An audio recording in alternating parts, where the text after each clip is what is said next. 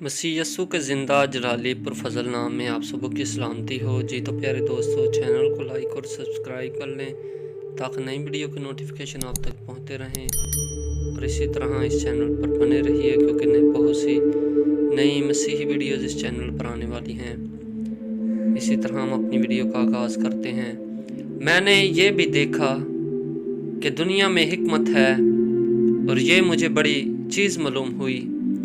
एक छोटा शहर था और उसमें थोड़े से लोग थे।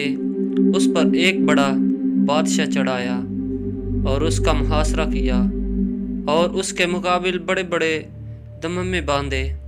मगर उस शहर में एक कंगाल दानिशवर मर्द पाया गया और उसने अपनी हिकमत से उस शहर को बचा लिया।